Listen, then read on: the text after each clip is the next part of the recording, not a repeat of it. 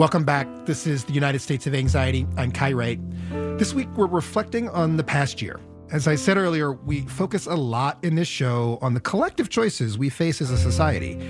But we also try to keep in mind that we're all individual human beings trying really, really hard to live together. And this year, the social connections that help us hold together, they've obviously been hard to maintain. For some, it has been a profoundly lonely time. For some, it has also been transformational and has pushed us to get creative about finding connection. Our next reflection comes from reporter Jenny Casas, who was out walking in Chicago this fall when she came across a flyer, an advertisement, looking for friends. It was posted by Niky Crawford, who suddenly had a lot of free time this year. My day job was a standardized patient. Do you know what that is? No. That is basically a fake sick person for medical students. Back in March, when the first COVID-19 cases came to Chicago, Niky Crawford was working this acting job. But that's a job that requires, a lot of people to fly in daily to touch my bare face. And so when, little old pandemic came, we were like, better put a hold on that for a little bit. March turned to April, to May, to June, and Niky was furloughed twice. So with all that new spare time, Niky picked up some freelancing gigs and got into some new creative projects. And I started making rugs as a little hobby. I don't know. I'm trying to think of what I've been doing since July. A little bit of job hunting, making money, a little bit of making rugs, and then, of course, having conversations with strangers. The pandemic stripped something essential from Niky's life. I think a lot of us can relate. And when I first saw the flyer, I thought it was a call for companionship. Can you just describe the ad for me? Sure.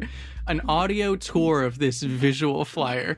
So it's a standard piece of printer paper, black and white, with a little doodle person on there, one circular body with stick limbs and a little crown. There's a speech bubble that says, "Hello!" exclamation point. And a lot of other old school emoticons, like fingers pointing at it and flowers and stuff like that. And below that, it says, "I'm the friend you would have made if not for COVID." We met at that event that was supposed to happen but got canceled. Remind me what that was? Also, what was that album you wanted me to check out? At the bottom, there's tabs cut into the page with a phone number, like any other flyer advertising a room for rent or a car for sale. And each one says, "How are you? ? Text me back." I'm using this simulation because I'm better at simulations than I am at making friends. Niky hung dozens of these flyers across a few neighborhoods. The one that I saw was taped under the mouth of a blue USPS mailbox. And it just struck me as so earnest. At a time when things are feeling so bleak, here was someone finding a creative way to connect. So I texted, and I asked Niky to let me follow along. Hi, Jenny. These are little notes that I've recorded either while I was walking and hanging up flyers. One thing I have gotten pretty good at is taping flyers to telephone poles all by myself. It's really easy to look like an idiot out there. Just walked by a flyer that I already put up, and I saw an older gentleman carrying groceries on his way home, I guess, and put them down to stop and read the flyer. He didn't take a tab with the number on it, but, in a perfect world, maybe he has a really good memory, and I will get the best message that I'll ever receive tonight. We got your number from the park. I got a voicemail. And what a voicemail. I think it's just a bunch of teens who found it. Yeah, we found it. And we'd like to say hi. One of them that's like trying to call and like maybe is a bit nervous to do it, and they have another who's just making jokes and yelling in the background. I think you're sorry about that. Big mommy milkers. And the other teen was like, Sorry about that. But you're probably a really cool person, and we'd like to get to know you. Yeah, your poster's very cute. Very adorable. Thank you. Bye-bye. Bye. Love you. Bye-bye. That was the only voicemail that Niky got. The rest are all text messages. The conversations usually fall into one of two camps. Most people respond really genuinely. They give their real names, they tell Niky about real things going on, and they ask normal niceties. How's your week? How have you been? and then like the other 30% are like, we met under the ocean in Costa Rica. And I'm like, cool, yeah, loves the sharks, you know? And I'll meet them there, and that's fun. And that meeting them there, that sort of theater of humanity, that, more than anything else, turns out to be the thing that Niky was missing. So the first message I got within an hour of hanging these flyers up. And it's definitely one of the most powerful I've gotten. This is it. Dear friend, thank you for texting me. I wasn't sure if we'd manage to get in contact again. It feels like forever since we met at that crawfish eating contest, even though it was this morning. Do you remember? You ate 130 crawfish, which experts said was medically impossible. I ate 0 because I don't like shellfish. I knew we would be fast acquaintances. I apologize for not using your name. As you recall, we exchanged only code names. Me, Steve. You, Big Steve. Regardless, I hope this finds you well. Please listen to Paul Simon's Gracelands. Warm regards, quote, Steve, end quote. And I was like, oh my God, what a powerful message, like an hour into this thing. What Niky likes so much about Steve is that they're taking the call from the flyer and just running with it, improvising fantasy scenarios that match Niky's energy. And they go back and forth as these characters for weeks. Dearest, biggest Steve, they write to me. Together, they build a fake history, teeing each other up for the next imaginary thing. To answer your question, yes, I've made many friends from events that were canceled because of COVID. A little over 20 so far. But braided in there are real questions you would ask your friends. How's your sleep been? How's that project you were telling me about? I'm happy to hear that you've made the acquaintance of so many people in these difficult times. If you're referring to the work project I'm always complaining about, sorry.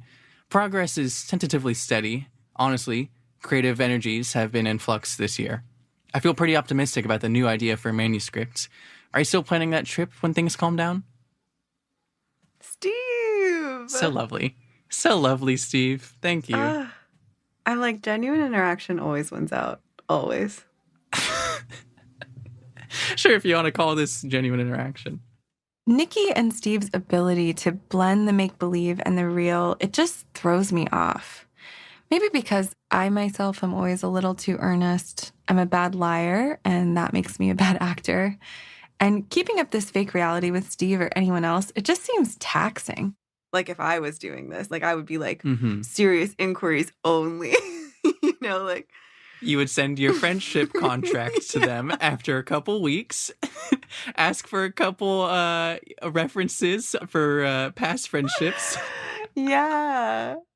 It's almost as if you are like telling someone you have a crush on them, but always reserving the ability to be like, just kidding. Like that, hearing you describe it, I'm like, you're always ready to be like, oh, we're just playing, or like, oh, you're really here for this. Like, I will show up with you. God, and what's funny is if I ever was confessing a crush on someone, I would definitely like always have it in my back pocket, be like, I got you. You know, like, bro, haha, what if, right? You know?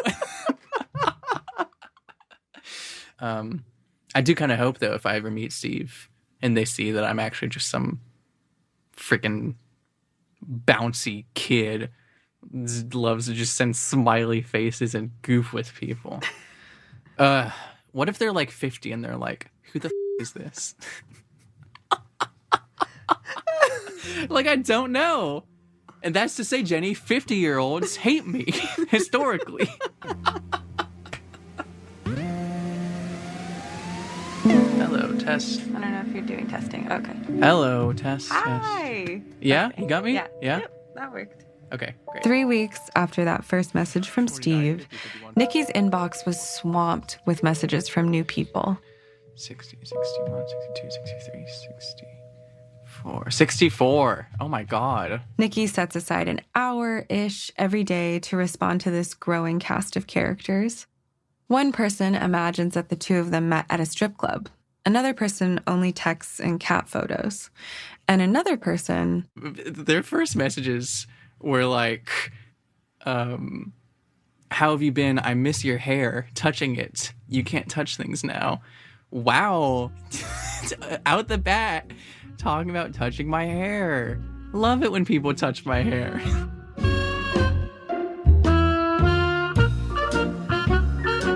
Okay, Dina, do you want to give me a little intro? Yeah, my name is Dina. Dina was the one sending those flirtatious texts. I realize we're very similar in the way we interact with people. We love attention. We love being flirty. When it's not the pandemic, Dina is usually a server. And just like Niky, she has a job that's been on hold and can't be done from home. She answered the flyer because she could already imagine the person on the other end being her friend. And also there was like no risk either, you know, because if I had met someone from real life, anytime I meet someone new in real life right now, it just feels like a risk. And I just constantly think about it. So, yeah, it just felt very natural. It was like these little moments when we would be texting where I felt like we're not stuck in the middle of this terrible, terrible thing that's happening to all of us.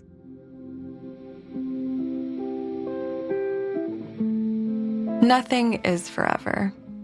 Steve, the one who met Niky at the crawfish eating contest, stopped texting after about 5 weeks.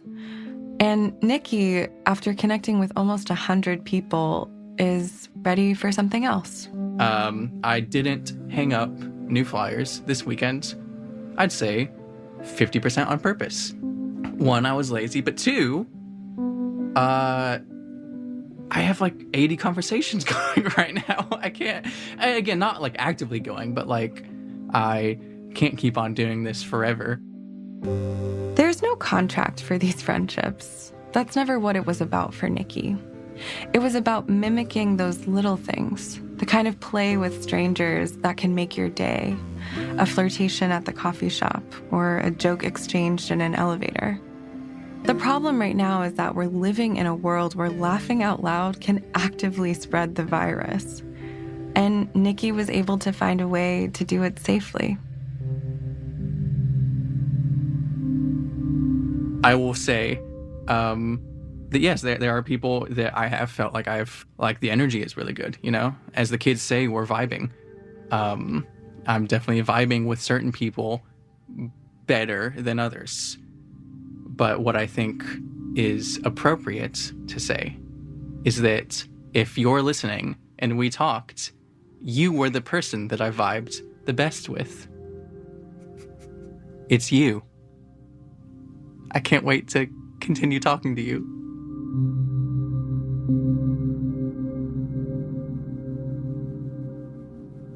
That was Niky Crawford in Chicago, brought to us by our reporter, Jenny Casas.